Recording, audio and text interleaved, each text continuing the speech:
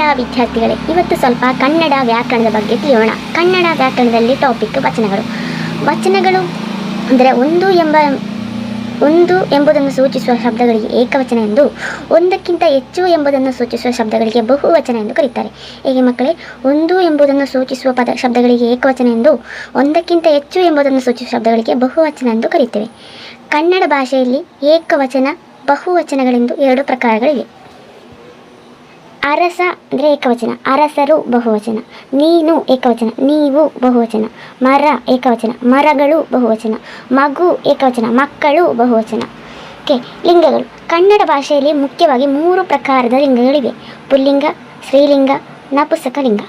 ಪುಲ್ಲಿಂಗ: ಯಾವ ಶಬ್ದ ಪ್ರಯೋಗ ಮಾಡಿದ ಗಂಡು ಎಂಬ ಅರ್ಥ ಮನಸ್ಸಿಗೆ ಉಳಿಯುವುದೋ ಅದು ಪುಲ್ಲಿಂಗ. ಯಾವ ಶಬ್ದ ಪ್ರಯೋಗ ಮಾಡಿದ ಗಂಡು ಎಂಬ ಅರ್ಥ ಮನಸ್ಸಿಗೆ ಉಳಿಯುವುದೋ ಅದು ಪುಲ್ಲಿಂಗ. ಮುದುಕ, ಚಿಕ್ಕಪ್ಪ, ಶಂಕರ, ಅರಸು, ಅಣ್ಣ. ಸ್ತ್ರೀಲಿಂಗ: ನಮ್ಮ ಭಾವನೆಗೆ ಹೆಣ್ಣು ಎಂಬ ಅರ್ಥ ಉಳಿದರೆ ಅದು ಸ್ತ್ರೀಲಿಂಗ. ನಮ್ಮ ಭಾವನೆಗೆ ಹೆಣ್ಣು ಎಂಬ ಅರ್ಥ ಉಳಿದರೆ ಅದು ಸ್ತ್ರೀಲಿಂಗ. ಮುದುಕಿ, ಚಿಕ್ಕಮ್ಮ, ಸರೋಜ, ರಾಣಿ.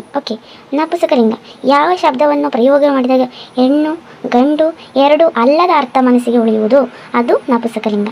ಯಾವ ಶಬ್ದವು ಪ್ರಯೋಗವು ಮಾಡಿದಾಗ ಹೆಣ್ಣು, ಗಂಡು ಎರಡು ಅಲ್ಲದ ಅರ್ಥವು ಮನಸ್ಸಿಗೆ ಉಳಿಯುವುದು ಅದು ನಪುಂಸಕಲಿಂಗ.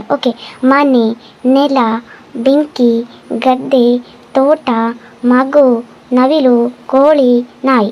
ಮುಂತಾದವು. ನೆಕ್ಸ್ಟ್ ನಾಮಪದಗಳು. ನಾಮಪದಗಳಲ್ಲಿ ವಸ್ತುವಾಚಕ ನಾಮಪದಗಳಲ್ಲಿ ಮುಖ್ಯವಾಗಿ 3 ವಿಧ. ಅದರಲ್ಲಿ ವಸ್ತುವಾಚಕ ನಾಮಪದಗಳಲ್ಲಿ 3 ವಿಧ. ಒಂದು ರೂಢನಾಮ, ಅಂಕಿತನಾಮ, ಅನ್ವರ್ಥನಾಮ. ರೂಢನಾಮ ಅಂತಂದರೆ ರೂಢಿಯಿಂದ ಬಂದ ಸಾಮಾನ್ಯ ವಾಚಕವನ್ನು ರೂಢನಾಮ ಅಂತಾರೆ. ಯಾವ ರೀತಿ ಅಂತ ಹೇಳಿದ್ರೆ ಮಕ್ಕಳೇ, ರೂಢಿಯಿಂದ ಬಂದ ಸಾಮಾನ್ಯ ವಾಚಕಗಳನ್ನು ರೂಢನಾಮ ಎಂದು ಕರೀತಾರೆ. ನದಿ, ಪರ್ವತ, ಮನುಷ್ಯ, ದೇಶ, ಹುಡುಗಿ, ಶಾಲೆ, ಮನೆ, ರಾಜ. ಅಂಕಿತನಾಮ ಅಂತೇಳಿದರೆ ವ್ಯವಹಾರದ ಉಪಯೋಗಕ್ಕಾಗಿ ಇಟ್ಟುಕೊಂಡ ಹೆಸರುಗಳನ್ನು ಅಂಕಿತನಾಮ ಎಂದು ಕರೀತಾರೆ. ವ್ಯವಹಾರದ ಉಪಯೋಗಕ್ಕಾಗಿ ಇಟ್ಟುಕೊಂಡ ಹೆಸರುಗಳೆಲ್ಲ ಅಂಕಿತನಾಮ. ವ್ಯವಹಾರದ ಉಪಯೋಗಕ್ಕಾಗಿ ಇಟ್ಟುಕೊಂಡ ಹೆಸರೆಲ್ಲ ಅಂಕಿತನಾಮ. ಬ್ರಹ್ಮಪುತ್ರ, ರಾಗಿಣಿ, ಸ್ನೇಹ, ಬ್ಯಾಂಗ್ಳೂರ್, ಕಾವೇರಿ, ಹಿಮಾಲಯ, ಜೋಸಫ್, ಬೋರಣ್ಣ, ಹೊನ್ನವಳ್ಳಿ ಇತ್ಯಾದಿ.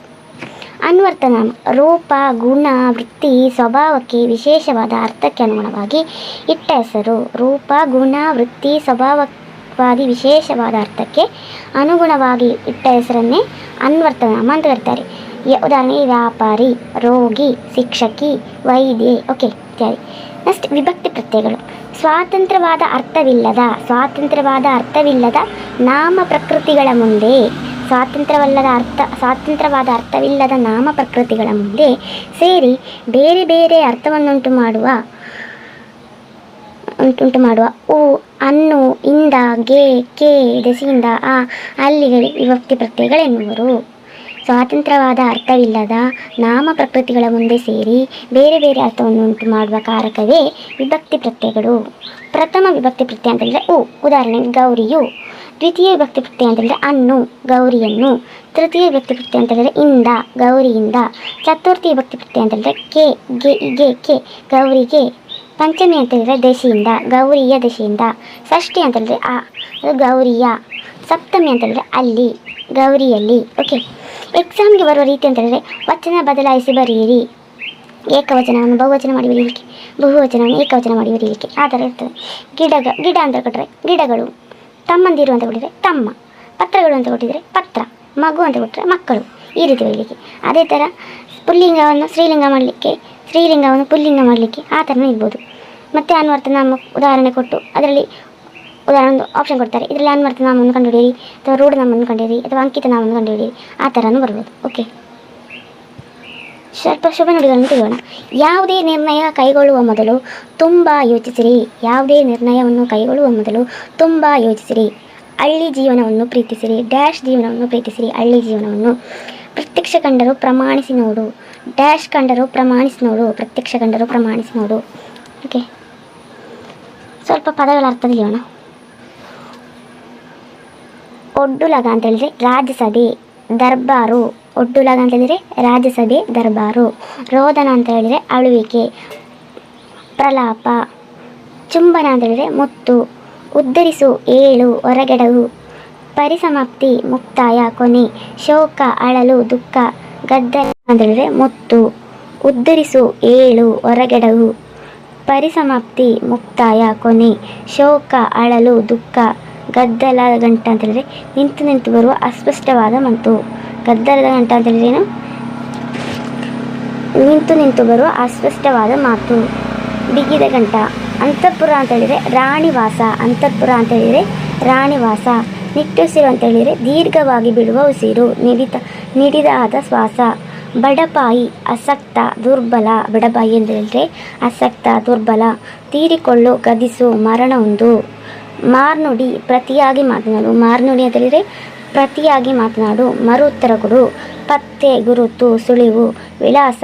ಬೊಬ್ಬಿಡು ಕೂಗು ಅರಚು ಗಟ್ಟಿಯಾಗಿ ಹೇಳು. ನಿಸ್ಸಾಂಶ ಸತ್ಯ. ನಿಸ್ಸಾಂಶ ಅಂತ ಹೇಳಿದರೆ ಸತ್ಯ ದಿಟ್ಟ.